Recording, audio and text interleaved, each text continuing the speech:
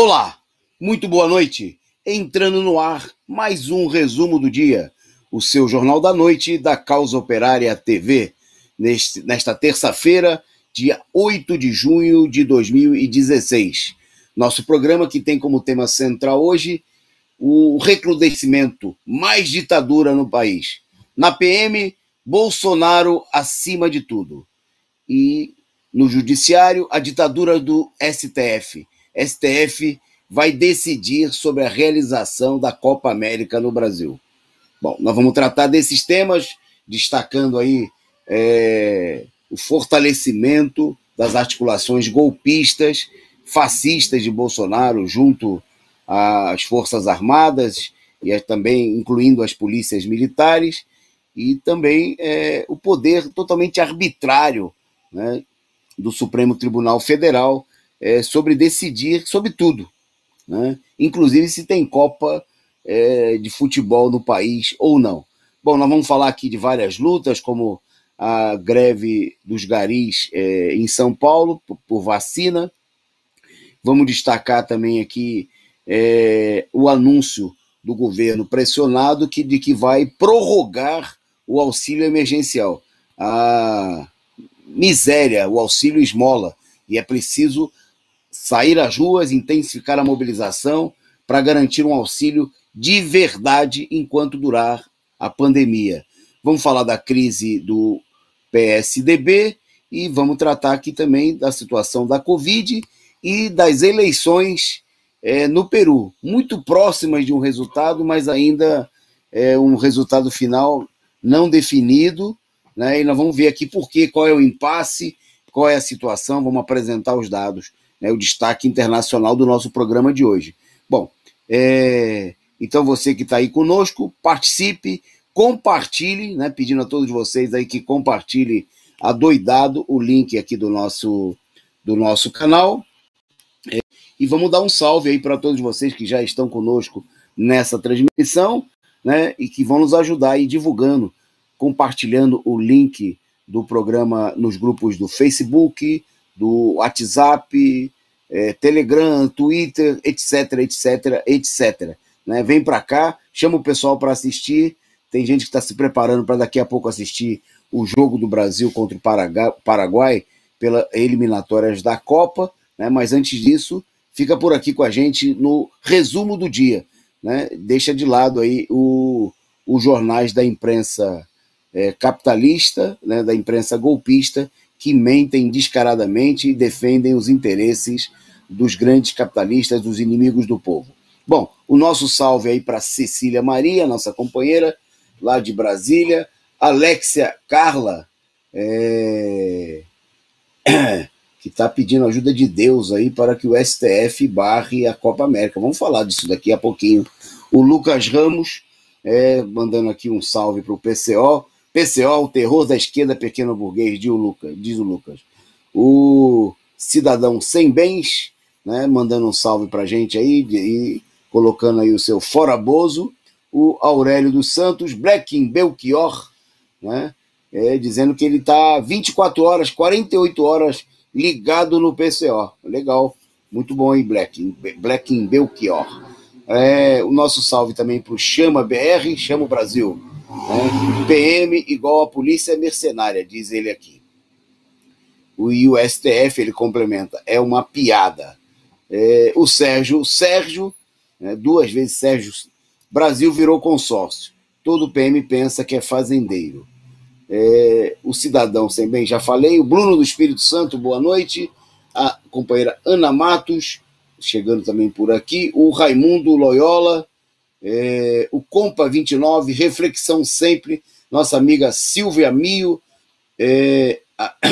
muito boa noite a todos vocês. O Joe Picolé Rasta, a companheira Angelina Silva, né? Bom, e vamos lá, a todos vocês, em nome destes eu saúdo a todos os demais. Você que está nos acompanhando aí nas outras plataformas, no Facebook, se puder chega para cá pro YouTube também, compartilhem, ajudem a gente. E você sabe que a gente precisa muito da sua contribuição para sustentar essa imprensa revolucionária, independente, combativa. Então, você pode tornar-se membro do nosso canal como todo mundo que está com o nomezinho aqui em verde, né, que já contribui regularmente com a Causa Operária TV, e sendo membro ou não, né, você pode contribuir também mandando a sua contribuição instantânea, né, o seu superchat, né, que é muito importante para a gente, para sustentar aqui a atividade, né, desse nosso canal, dessa imprensa que não para de crescer, que tem mais de 92 mil inscritos. Né, para se inscrever você não paga nada, é só apertar aqui embaixo da telinha onde está o sininho, inscrito. Né, e para contribuir, para se tornar-se membro, você paga uma pequena taxa, mas que é muito importante para sustentar esse canal. Boa noite aí para a querida Ângela Silva, também chegando por aqui. Bom, vamos lá para a nossa pauta e vamos começar destacando aí algumas mobilizações importantes. Né? A primeira delas são os indígenas que, num ato de protesto, já hoje no final dessa tarde, resolveram aí ocupar, né, de maneira simbólica aí, o teto do Congresso Nacional contra o projeto de lei que quer acabar com as demarcações de terras indígenas. Né? É o PL 490, que está em votação na Constituição e Justiça. Tem a imagem aí dos indígenas, né, das lideranças, dos representantes indígenas, em cima aí no teto do Congresso Nacional, né, e eles anunciaram o seguinte, né, conforme um dos porta-vozes do movimento, o Creta Caigan, que é da Coordenação Executiva da Articulação dos Povos Indígenas do Brasil, a APIB. Dissemos, palavras do Creta, dissemos que voltaríamos com vida, ou daríamos nossa vida pelo nosso povo. E hoje esse dia chegou.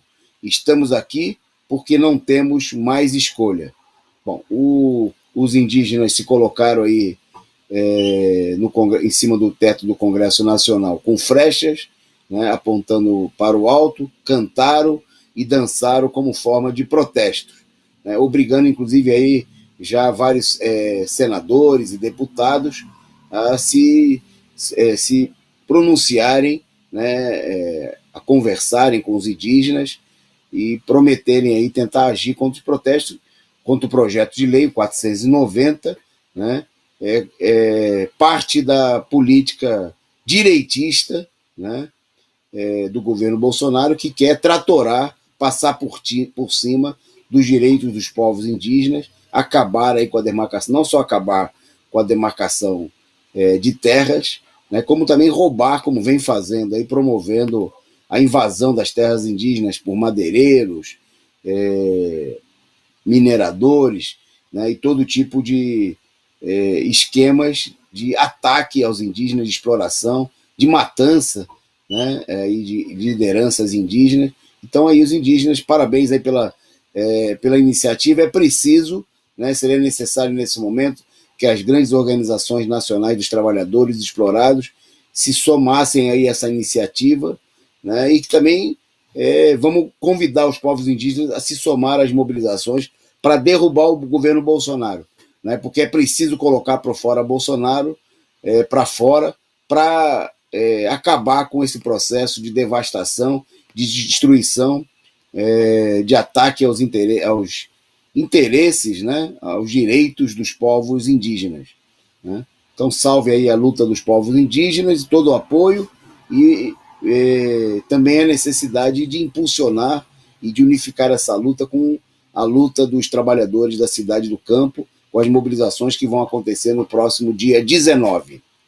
Bom, segundo destaque aí das mobilizações de hoje, os garis da cidade de São Paulo resolveram entrar em greve, né? Vocês vão ver aí imagens, e a reivindicação central, né, é a vacina, né? Vacina para todos.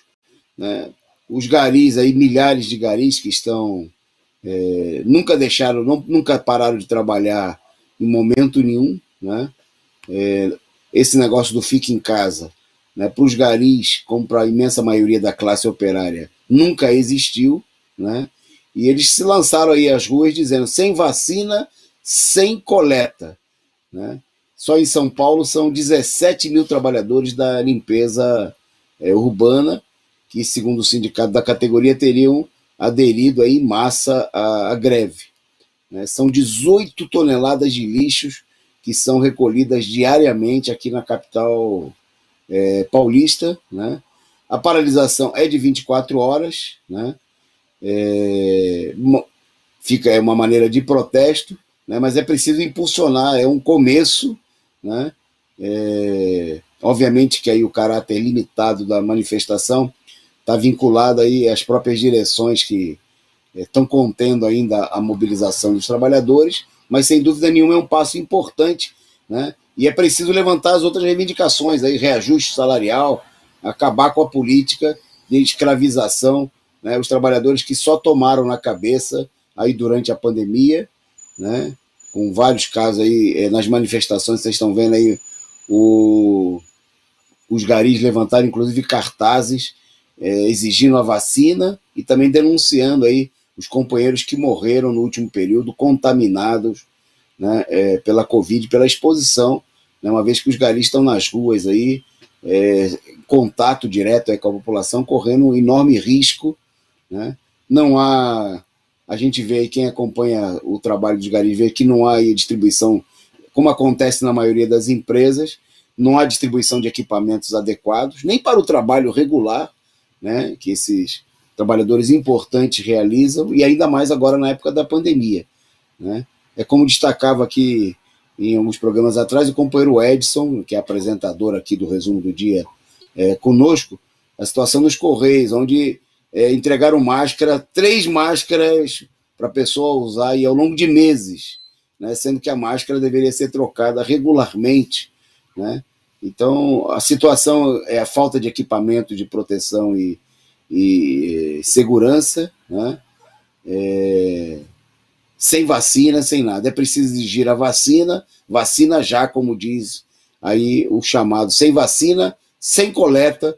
Né? É preciso estender essa mobilização, passar por cima aí da orientação conservadora do sindicato e apresentar aí as demais reivindicações da categoria. Bom, por último, né, nesse nosso bloco inicial, falando aí de protestos, de mobilizações dos trabalhadores, que mostram aí o clima sendo impulsionado, né, pelas mobilizações importantes do último dia 29 de maio, e que estão convocadas aí mais uma vez para o próximo dia 19 de junho, destacar agora os moradores do Rio de Janeiro, né, que saíram às ruas para protestar contra o assassinato, aí, a morte de uma jovem, né, vocês vão ver aí a imagem da jovem, né, que foi assassinada durante uma operação da polícia militar, né, Kathleen Romeu, né, que, como centenas, milhares de outros casos, né, segundo a polícia militar, foi vítima de uma bala perdida, né, na região da autoestrada Grajaú-Jacarepaguá. Ela tinha apenas 24 anos, né, uma jovem muito bonita, como vocês estão vendo aí na imagem, né?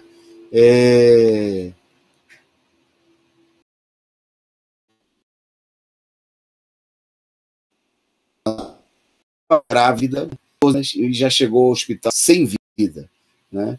E os moradores da comunidade da Vila Cabuçu, né, uma das favelas que compõe o complexo de favelas daquela região, da estrada Grajaú-Jacarepaguá, se manifestaram, saíram às ruas, né? E nós temos um vídeo aí, acho que não sei se a produção, se tá em condições aí, a gente já pode, se o vídeo está disponível, a gente pode mostrar. Só me manda um... Ok, então vamos ver aí o protesto dos moradores aí. Pode soltar, produção.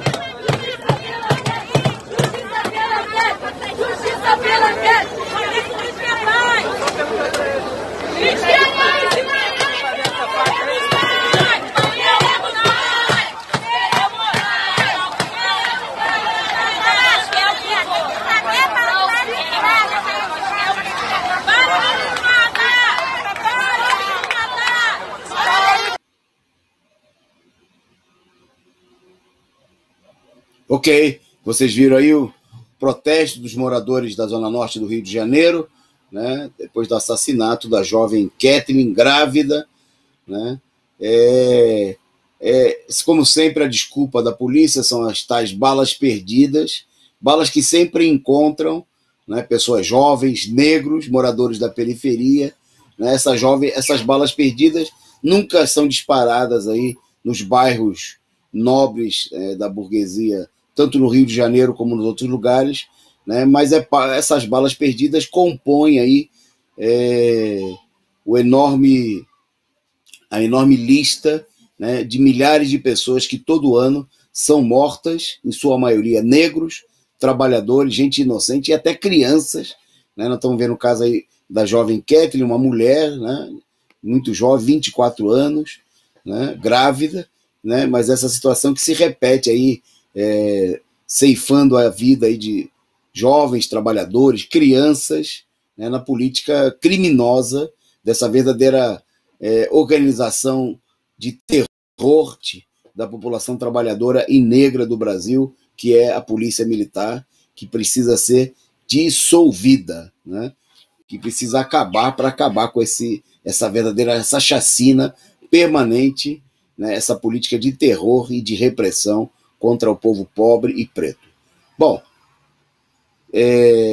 indo em frente da nossa pauta, vamos entrar agora na nossa pauta política, não sem antes saudar aí o companheiro Diogo Furtado, né, que se transformou em membro, se inscreveu como membro, né, do nosso canal. Sigam aí o exemplo do Diogo, se inscrevam aí, façam a sua inscrição, cliquem aqui logo abaixo da telinha, né, no retângulozinho azul está escrito lá, seja membro, se você ainda não é, né, e passe a contribuir aí regularmente para ajudar essa imprensa revolucionária. Bom, aqui queria também convidar você, se você não, sendo membro ou não, né, você pode mandar aí a sua contribuição muito importante. A Maria Aquino lembrando que a comunidade que protestou aí é a comunidade de Lins de Vasconcelos, ou do Lins, né, como o pessoal gosta de se identificar, né, como se identifica o Rio aí tomado por toda essa operação de guerra, né, contra a população pobre e negra, mas infelizmente não é só o Rio de Janeiro, né? É bom lembrar que a polícia mata no país mais de 6 mil pessoas por ano, né, em sua maioria jovens, negros, né, pessoas aí que são fuziladas, executadas por essa política de terror, e muitas delas sobre o pretexto de que se trata de balas perdidas, quando na realidade o que nós temos é uma operação de guerra contra a população pobre, contra a população trabalhadora. Bom, entrando então na nossa pauta política, um aspecto fundamental, né, muito importante da situação política, que ganhou ainda mais destaque desde as mobilizações do último dia 29, e que evidenciam a necessidade de intensificar a mobilização e de levar a uma derrota efetiva, a derrubada do governo, o fortalecimento das bases reacionárias, militares, golpistas, fascistas do governo Bolsonaro, né? Bom, em mais um episódio dessa política, o presidente Bolsonaro participou de formatura de oficiais da militar, né, lá do Distrito Federal, né, e na formatura ficou evidente aí, mais uma vez, né, a política, a adesão política, né, a cumplicidade desses setores com o bolsonarismo, com a política direitista do governo Bolsonaro. Durante a solenidade de posse, né, de formatura dos oficiais militares da Polícia Militar lá do Distrito Federal, o comandante da corporação encerraram um discurso com frases de campanha do Bolsonaro, né? Por exemplo, o coronel William Delano Marques de Araújo, né, que é comandante da Academia de Oficiais da Polícia Militar do Distrito Federal, encerrou seu discurso com a seguinte frase: Brasil acima de tudo, e Deus acima de todos. Justamente o lema da campanha eleitoral, né, do presidente golpista, do presidente ilegítimo Jair Bolsonaro. Por sua vez, o coronel Márcio Cavalcante, comandante-geral da PM do Distrito Federal, ao concluir sua fala, também fez a seguinte afirmação: Deus os abençoe, muita sorte, sucesso. Brasil acima de tudo, Deus acima de todos. Quer dizer, o jargão eleitoral, a política farsesca de Bolsonaro, né, tornou-se aí a frase, o grito de guerra, né, da polícia militar em Brasília, e isso aí acontece também em vários outros lugares. Né? É a política, pode mandar as fotos aí, produção, é a política de submissão aí dos comandantes da polícia militar, né, política que vem se expressando também nas ruas, né, com a repressão contra a população trabalhadora nos seus protestos, como a gente viu em Recife, né, onde a polícia atuou aí de maneira super violenta, né, contra os manifestantes, né, chegando aí a disparar, inclusive contra as pessoas que não participavam do protesto, mas que acabaram sendo atingidas, né, por essa máquina de guerra contra o povo, máquina fascista, cada vez mais identificada, né, com a política fascista, genocida do governo Bolsonaro, né, uma política que mostra claramente aí o avanço, né, da política direitista, enquanto a esquerda fica aí preocupada, muita gente da esquerda se perdendo aí com problemas totalmente secundários, com a discurseira sem nenhum efeito da CPI, né, com denúncias miúdas sobre se o filho do Bolsonaro comprou um carro ou não comprou um carro, né, se ele é gay assumido ou não é gay, coisa que não tem nenhuma importância. Né, o Bolsonaro vai fincando as suas bases, enquanto a esquerda se distrai, faz discurso, né, muitos setores vendem a falsa ideia de que nós vamos mudar essa situação que a gente está vendo aí de enfrentamento, de massacre, né, da polícia que reprime, que mata, que atira em grávida, né, que mata gente pobre, gente trabalhadora, gente preta, como a jovem Cateline no Rio de Janeiro. O pessoal se distrai aí.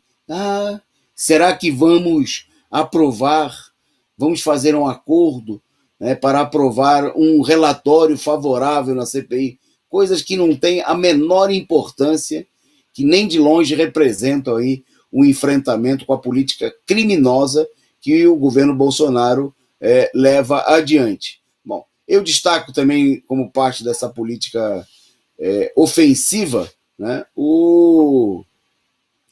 ontem nós destacamos aqui a condecoração do comandante do Exército, ele o mesmo que no final da semana anunciou aí que não ia aplicar nenhuma punição ao Pazuello, que participou de ato a favor de campanha eleitoral aberta, né, do presidente Bolsonaro. Bom, hoje o governo também decretou sigilo por 100 anos, é isso mesmo, 100 anos, sobre informações sobre o processo que absolveu o general Pazuello, né, justamente por ter participado aí do ato de campanha do presidente golpista e ilegítimo Bolsonaro no Rio de Janeiro. Está evidente aí, né, que o Bolsonaro está avançando aí nas articulações com a sua base golpista, né, com a sua base militar, né,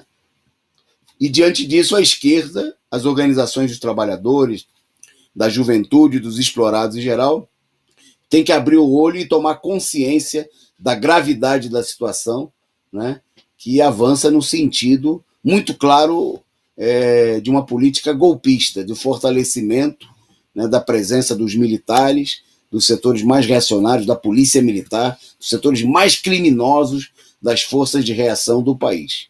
Né, e por isso mesmo é preciso reforçar aí a necessidade de sair às ruas. Bom, mostrando aí o desespero, a política de tentar parecer popular, os apoiadores de Bolsonaro resolveram que vão sortear uma moto para quem comparecer à manifestação que está sendo convocada para o próximo sábado em São Paulo, né?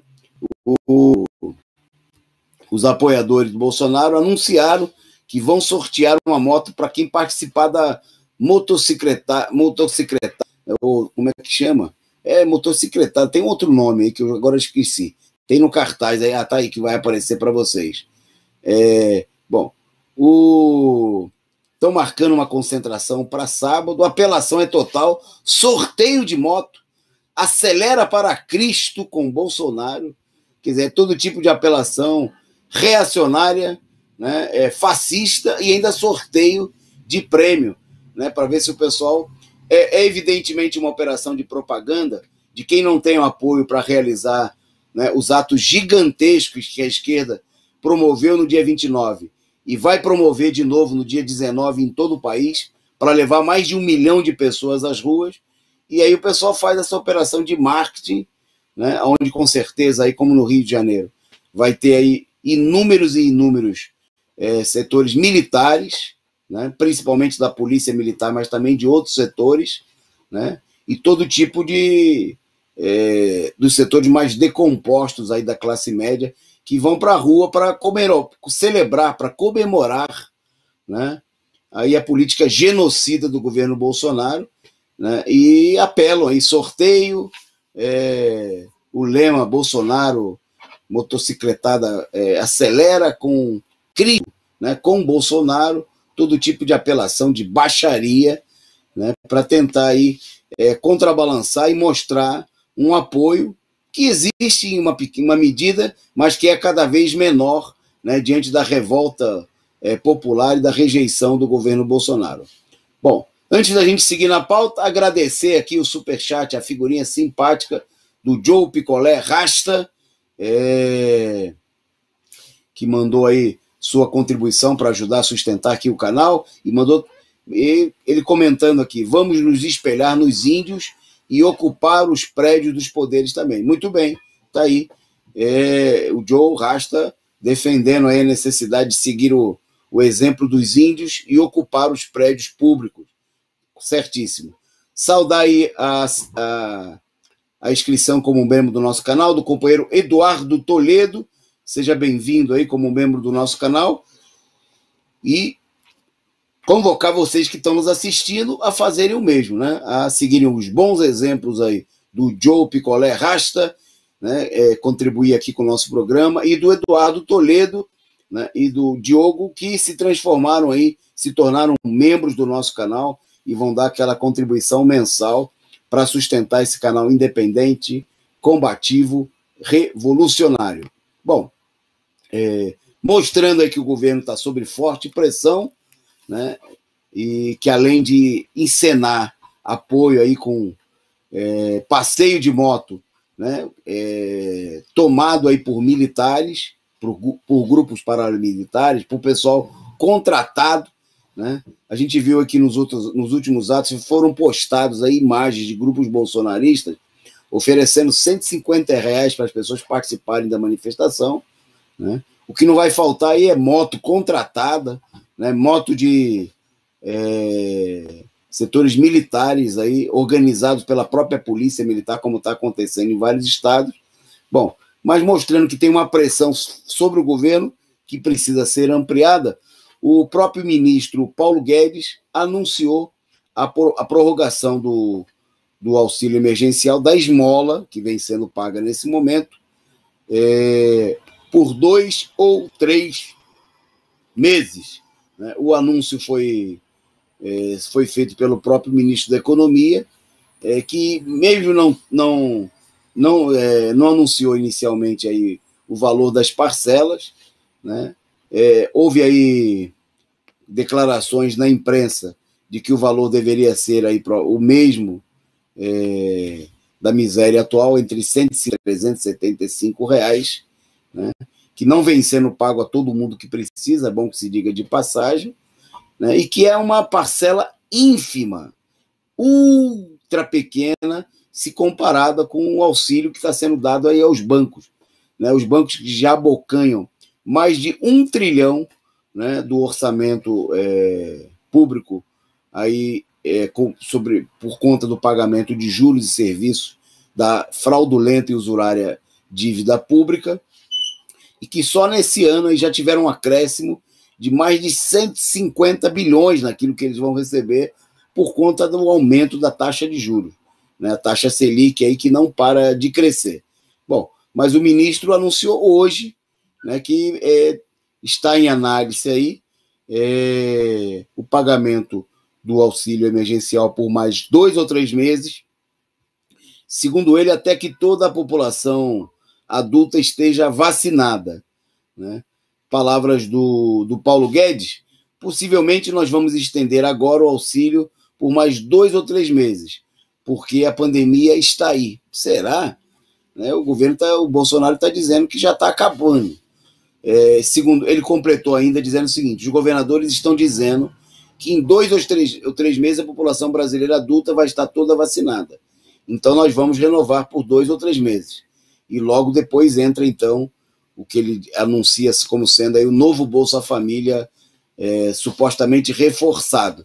É o governo fazendo marketing, né, da política miserável de deixar a população sofrendo, né, R$ 150 aí que mal dá para comprar um botijão de gás e 2 pacotes de arroz, né, na maioria dos estados brasileiros. Quer dizer, não dá para absolutamente nada, né, não dá conta de atender hoje o custo de uma cesta básica para uma pessoa, né? O cálculo do Diese é que para uma família de quatro pessoas, 2 adultos e 2 crianças, família média, são necessários 3 cestas básicas. Uma única cesta básica está custando, em média, aí nas capitais brasileiras, em torno de R$ 700, 650 a R$ 700. Quer dizer, só para garantir os produtos mais essenciais do consumo básico de uma família, seria necessário aí 2.100, cerca de 2.100, entre 1.800 e 950 e R$ 2.100. Bom, o governo paga R$ 150 a 375 no máximo, né, para uma parcela, e vem com a conversa fiada de que isso aí vai dar conta, né, de atender as demandas, as necessidades dos trabalhadores, e vem o Paulo Guedes agora fazer demagogia, né, diante da pressão. Bom, se deu resultado, né, se deu resultado a mobilização e o governo está pressionado, é preciso intensificar a mobilização, né? Vamos colocar mais de 1 milhão de pessoas nas ruas no próximo 19, intensificar aí o aperto, né, e abrir caminho para uma mobilização que não só pressione o governo Bolsonaro, mas que leve à sua queda. Tá aí, é isso aí. Bom, a Maria Aquino comenta aqui sobre o passeio de motocicleta aí dos bolsonaristas, a motociada, mas deveria ser motocilada. Declaração aí da Aquino, com a qual nós concordamos plenamente. Bom, seguindo na nossa pauta, agora para destacar aí a crise no PSDB, né, porque a situação de crise do país, né, e um fator fundamental de toda essa crise, a presença no cenário político e, por enquanto, ainda no cenário, e a gente espera que seja assim até o final, mas, obviamente, a direita está se articulando contra a presença de Lula no cenário político, agravou a crise no interior da própria direita, né? E o PSDB, né, aí o partido preferencial aí do imperialismo, o partido que comandou aí, que foi um dos principais articuladores do golpe de Estado, esboçando aí uma enorme crise na disputa entre os vários candidatos aí a presidenciáveis do partido, né?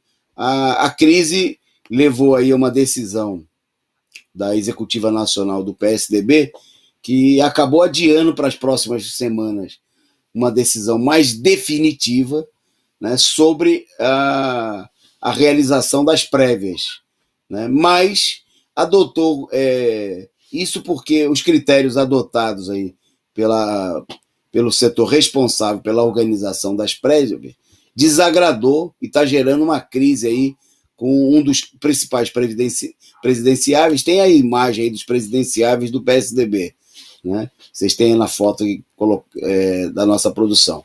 Você tem aí da esquerda para a direita o Dória, o São João Dória da vacina, o governador do estado com o maior número de mortes em todo o país, o governador do Rio Grande do Sul, um dos campeões também em número de mortos, o senador Tasso Coca-Cola Gereissati, autor da lei de privatização da água, né, ele que é representante ligado aí à representação da Coca-Cola no Brasil, e o Arthur Vigílio, né, ex-prefeito de Manaus, aquele que, na hora que a crise apertou em Manaus e ele pegou Covid, ele veio se tratar em São Paulo, pegou o jatinho e veio cuidar da vida, salvar a vida dele e o resto que se dane em futebol clube. Pois bem, a crise levou aí a uma decisão, né, provisoriamente adotada e proposta pelos organizadores responsáveis por organizar as prévias para indicar aí quem será o candidato do PSB nas eleições presidenciais, que desagradou o grupo do Dória. O Dória desejava aí um processo de votação dos filiados de uma maneira geral em todo o país.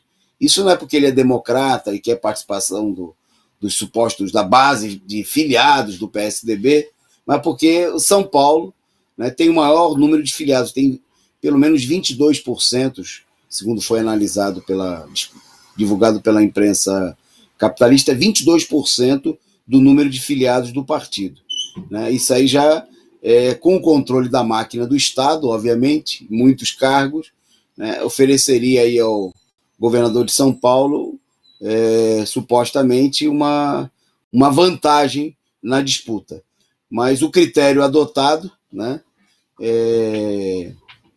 que foi apresentado aí pelo diretório do PSDB de Minas Gerais, pressupõe aí o estabelecimento de quatro fatias, né? A primeira que 25% apenas dos votos, né, seriam do peso da decisão, seria dos filiados do partido de uma maneira geral, né? Um segundo bloco seria formado pelos prefeitos, vice-prefeitos e vereadores, né? Um terceiro bloco pelos deputados estaduais e distritais, e um quarto bloco pelos governadores, vice-governadores, ex-presidentes e o atual presidente do PSDB, senadores e deputados federais. Quer dizer, é a política de dar mais peso, né, como corresponde num partido burguês, a quem tem mandato, né, a quem controla a máquina partidária, né? E essa política vem sendo defendida aí pelo grupo ligado aí ao Fernando Henrique Cardoso, né, e se estabeleceu um racha aí, uma disputa. Tem imagem aí, eu queria mostrar para vocês, né, das prévias de São Paulo, as últimas prévias, né, a gente separou duas imagens aí das prévias de São Paulo, né, quando aconteceram prévias aqui nas eleições municipais, quando o Dória disputou a indicação para a Prefeitura de São Paulo. Vocês estão vendo aí essas imagens aí, foi a pancadaria, né, que aconteceu, que, segundo denunciam os próprios, foi o que garantiu a vitória do Dória, né, de maneira democrática, como vocês estão vendo aí, né, com muita porrada, no partido aí, os tucanos, os democratas dos tucanos. A gente até destacou essa imagem aí de baixo à esquerda, tem essa. Pode mostrar a próxima foto, né? Produção, por favor. Onde o pessoal perdeu até as calças, tá aí, ó. Um dos agredidos aí, um tucano aí bastante pesado, né? Difícil de levantar voo, né? Foi agredido aí por um dos apoiadores do Dória e chegou a perder as calças no meio da briga, e o Dória está querendo repetir a dose aí, que é prévias tão democráticas como essa aí que ele ganhou, né, com a presença dos para disputar e ganhar, quem sabe, a indicação, né? Obviamente que essa indicação tem a ver também com as negociações, né, que o próprio partido pretende fazer com setores da direita, né, como diz aqui o canal Lucenarga, que é o o nome aqui de um companheiro que acompanha pelo canal, que é pancadaria entre os militantes da ciência. São os científicos se batendo aí em pleno voo tucano. Bom, tá, a disputa corre solta, né, mostrando aí a crise da direita no meio do agravamento da crise política. Né, tudo isso para se posicionar para negociação, né, que a direita pretende fazer, com muitos setores já do PSDB declarando claramente que o objetivo final, se não houver condições de classificar aí um candidato terceira via, né, como vem indicando aí as pesquisas nesse momento, seria apoiar diretamente o Bolsonaro. Né? Situação que nós vamos falar daqui a pouco, a gente viu aí na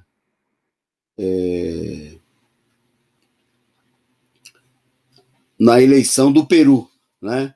Onde toda a direita se juntou com a candidata da extrema-direita, a Keiko Fujimori. Né? É a situação que é o que nós estamos vendo nesse momento. Ok? Bom, vamos em frente, porque a gente está... Vamos caminhar para a reta final, porque o pessoal tem gente aí que está querendo assistir, aí já está com o olho ligado, está com o olho aqui no programa Resumo do Dia e já está assistindo se encaminhando aí para a televisão para assistir Brasil e Paraguai, né, pela eliminatória da Copa, pelas eliminatórias da Copa do Mundo, né? O jogo já começou, parece que já está 1-0 para o Brasil, é isso? Eu estou aqui caçando na internet para poder falar de maneira atualizada para vocês. 11 minutos de jogo, segundo consta aqui, 1-0 para o Brasil, gol do Neymar. Né? Então, daqui a pouquinho a gente também vai assistir. Né?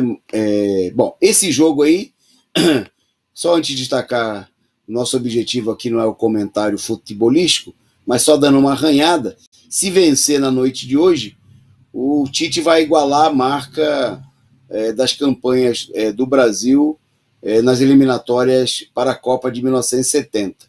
Né?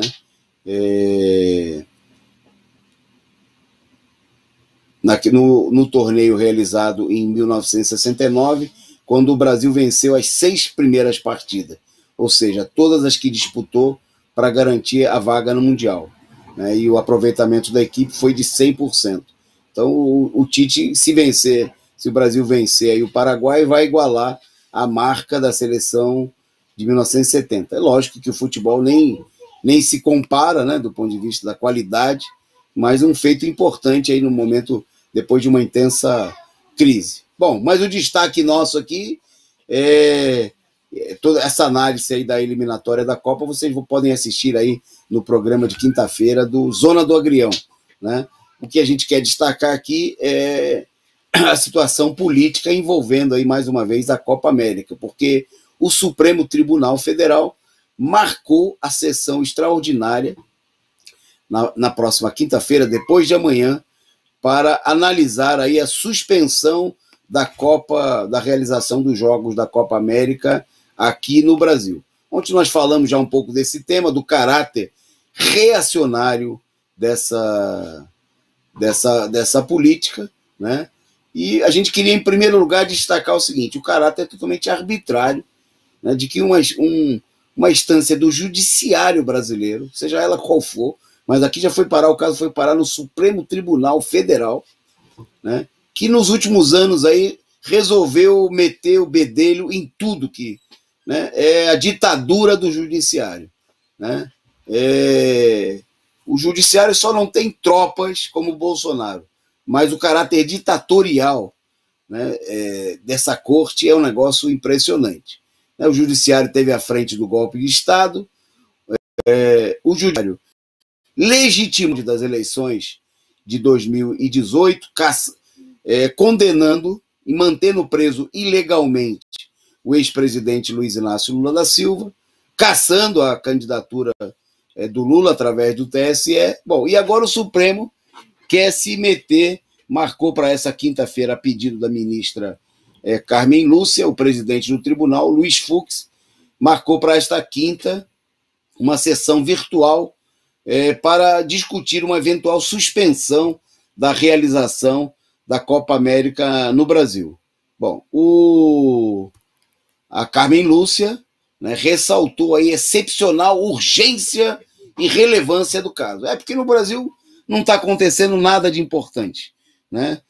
São só 577, quase 577 mil mortos, e o STF, né, assim como a imprensa capitalista, precisa se dedicar a esse problema, como jogar areia nos olhos da população, como se essa questão fosse a mais importante do mundo, né? Isso tudo, né, porque está em jogo aí os poderosos interesses da Rede Globo de televisão, que perdeu os direitos de transmissão da Copa, né, dos setores dos grandes monopólios do futebol, coisa que envolve milhões ou bilhões em todo o mundo, que querem, obviamente, atingir, né, aí a seleção brasileira, né, que está fazendo aí uma eliminatória da Copa do Mundo com bastante destaque e que tende, é favorito para ganhar. Aí nós destacamos aí a Copa da América. Bom, mas eu queria destacar aqui no programa de hoje quem são aí os patronos, quem está pedindo aí a suspensão da realização da Copa América no Brasil, que é muito importante, é esclarecedor para a gente entender aí a posição de certos setores da esquerda, né? Bom, primeiro vamos mostrar aí, pode colocar essa primeira foto aí, produção. Um dos patronos, né, do pedido que vai a julgamento no STF é esse senhor aí que está ao centro dessa foto aí, que é o presidente da Confederação Nacional dos Trabalhadores Metalúrgicos, né? Presidente também do Sindicato dos Metalúrgicos aqui de São Paulo, né? Eu queria destacar que ele é o principal dirigente também da força sindical, né? Que na semana passada contra a realização dos atos contra o Bolsonaro, né? É o seu Miguel Torres, né, que está aí na foto entre o Dória e o Covas, né, com quem a força sindical tem aí muito boa relação, né? Que não chega a ser uma novidade que a força sindical tem uma outra imagem aí também do Miguel Torres, né? A força sindical foi uma das organizações que apoiaram o golpe de Estado. Está aí na mesa, está ele mais à direita, aqui de camisa branca na foto, o Paulinho da Força, e entre eles nada mais, nada menos do que o Eduardo Cunha, né, um dos articuladores do golpe. Então eles aí se banqueteando, né, na época aí do processo de impeachment da presidenta Dilma. Então é esse tipo, para quem tem dúvida, né, de que a mobilização, entre aspas, aí, em favor, né, da suspensão da Copa América é coisa da direita, é coisa de quem não quer lutar contra o Bolsonaro, está aí, né, um dos principais patrocinadores, né, do pedido que vai a julgamento no STF. São os inimigos da mobilização popular, são os defensores do golpe de Estado, são os pau-mandados da Fiesp e do João Dória, né? São esses aí que estão... Bom, aí a segunda imagem, quem são aí esses senhores? São lideranças do Partido Socialista Brasileiro, do PSB, né? Tá aí um deputado do PSB, André Barros, ex-ministro, né, comemorando efusivamente o impeachment da Dilma Rousseff, né? E ao lado aí o presidente e governador de Pernambuco, né, chefes do PSB, né, que o próprio André Barros disse que fizeram aí toda uma articulação para derrubar a Dilma, né?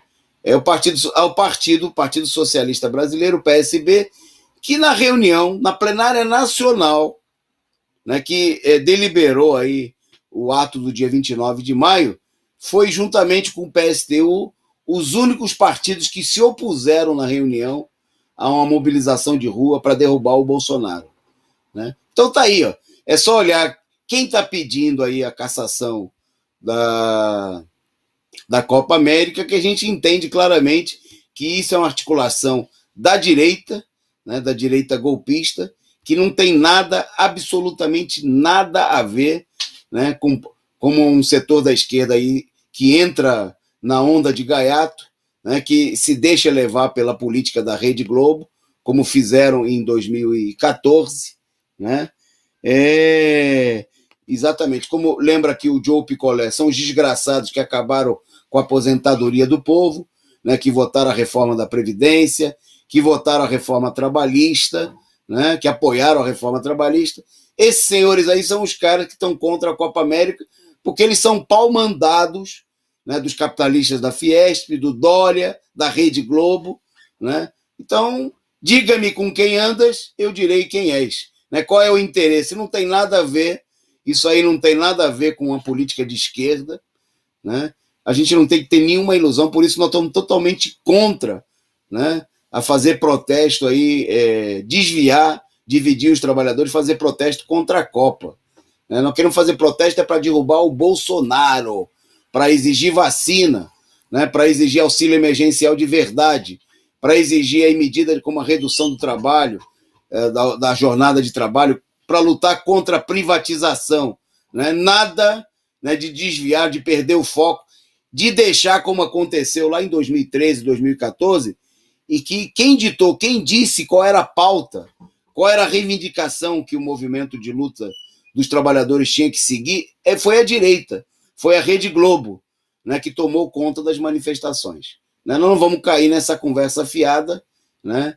Como diz aqui o companheiro Diogo, essa campanha contra a Copa América é puro golpe, é parte do esquema de gente que até finge que é contra o Bolsonaro, mas que na hora H, né, vão estar junto com o Bolsonaro, como tiveram juntos na derrubada da presidenta Dilma, tiveram juntos na aprovação da reforma da Previdência, etc, etc, etc. Bom, antes da gente seguir, caminhar para a reta final, agradecer aqui a contribuição, o superchat, o sticker Desta Vez Eu Consigo. Muito obrigado aí por ajudar a sustentar a imprensa, o canal de TV revolucionário, combativo, a Causa Operária TV, né, e pedindo a você que siga aí o bom exemplo do Joe Picolé Rasta e também do nosso amigo Desta Vez Eu Consigo, e mande aí a sua contribuição, contribua conosco, ajude a sustentar o nosso canal. Bom, muito obrigado aí pelos mais de 100 likes já a essa altura, né? Nosso programa, lembrando a todos vocês que nos assistem, você pode mandar o link para o pessoal assistir depois. O pessoal que está vendo o jogo pode assistir fora do horário, pode assistir na madrugada, quem tem insônia, pode assistir amanhã cedo, né? Não deixe de assistir aí o resumo do dia. Bom, destacando agora, penúltimo tema aqui do nosso programa, que o Brasil registrou aí, foi anunciado agora 2.378 mortes nas últimas 24 horas, segundo os dados divulgados pelo Ministério da Saúde. Com esse total, o país já tem quase 477 mil mortos.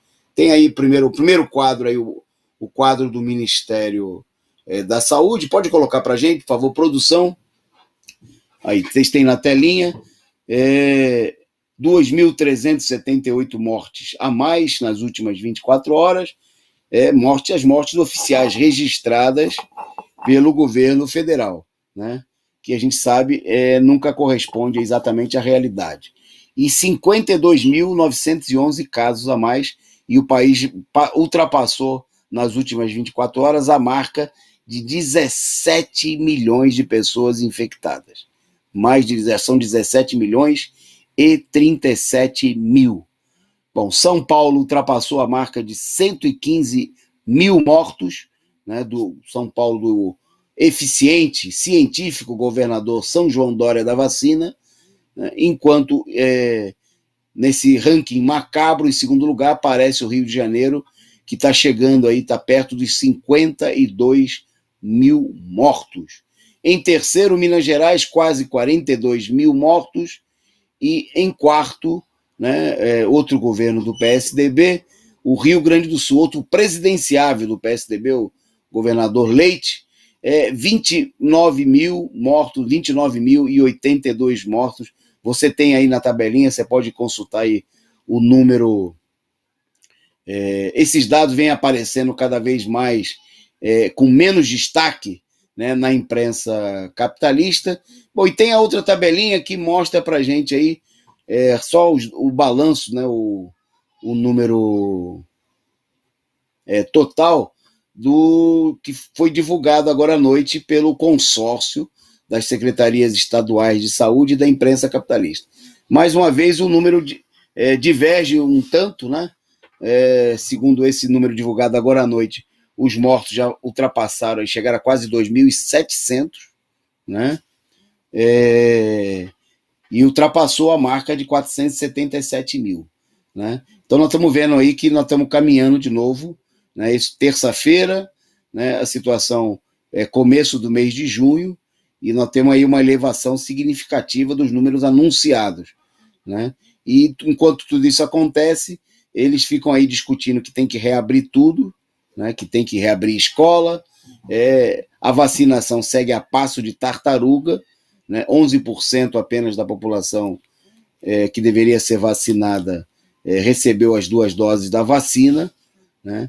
E o país já tem mais de 17 milhões, né, de pessoas infectadas, já contraíram, segundo dados oficiais, totalmente rebaixados pela falta de testes, né? E a maioria dos casos só são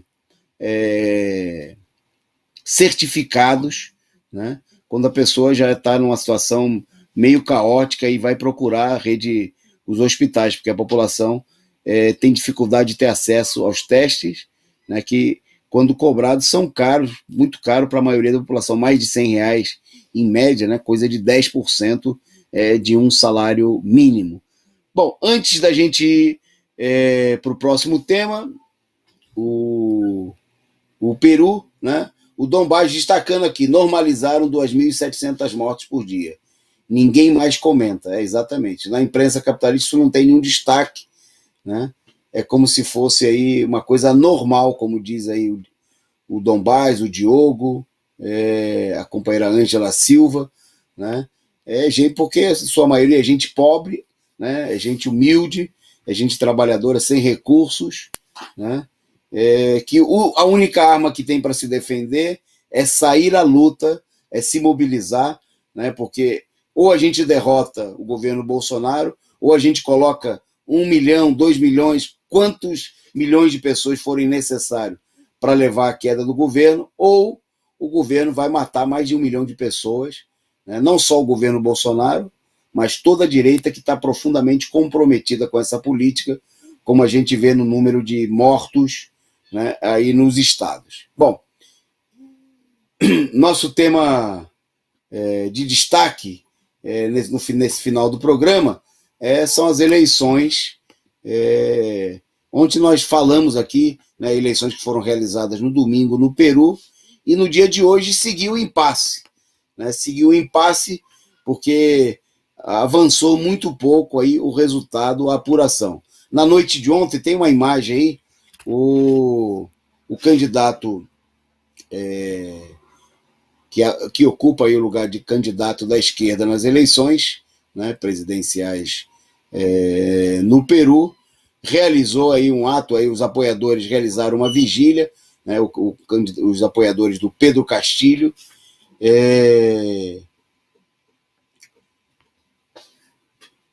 para um começo de, ao mesmo tempo, um misto de celebração, né? O candidato chegou a assumir uma dianteira aí de em torno de 90 mil votos a mais, né, numa eleição muito disputada, né? Só para a gente, nós vamos mostrar daqui a pouquinho os números,